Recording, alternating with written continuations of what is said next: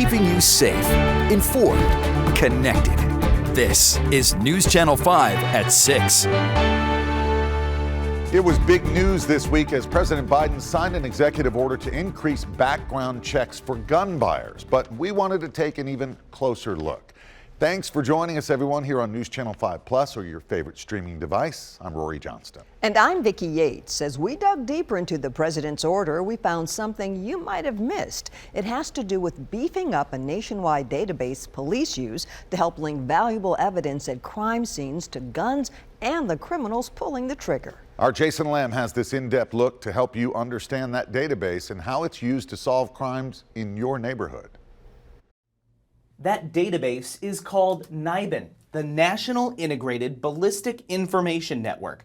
And detectives say it can really change how they're able to look at shootings. 6:02 right now. Breaking news this morning, a shooting near a popular bar. At this shooting from 2019, this may be what you and I can see. Shots are fired from across the street. But this is what Metro Police Sergeant Chris Turner can see. This aggravated assault here in Midtown. A giant chart showing a complex web of connections between suspects, shootings, and guns, down to the smallest detail. You had upwards to 50, 60 shell casings. Yeah, there were several shell casings out here. We just had no one that was actually at the scene willing to cooperate. In the past, that might have led to a dead end. But since 2015, I'm just gonna make it a little bit bigger for you. Metro Police have been submitting ballistics data from shell casings Right here's where your firing pin hits. into a nationwide NIBIN database. We call it the fingerprint of the gun.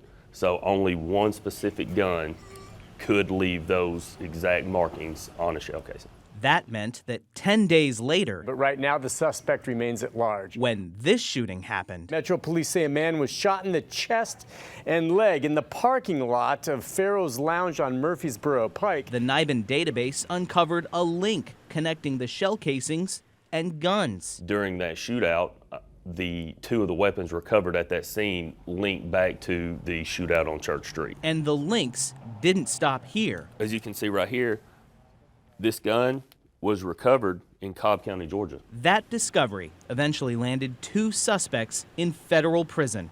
The executive order President Biden signed this week orders federal law enforcement agencies to more quickly submit their shell casing data into NIBIN, data that all participating agencies like Metro Police can see and use. We link crimes throughout the state and throughout the country. And building those relationships with our federal partners is where we're going to make the biggest dent in our violent crime. All with a tool meant to help investigators see crime differently and turn casings in the open No detailed description right now on the shooter from witnesses in the area. There into were some, but no one cases got a good look. closed. You're able to give those families that piece of, the suspect that hurt their family member is going to have justice for what he's done. Jason Lamb, News Channel 5. Jason, thank you. Sergeant Turner gave us more details from this year alone. He says so far there have been 125 shootings in Nashville where someone was hit. He says the NIBIN database has helped create leads in about 1 out of every 5 of those cases.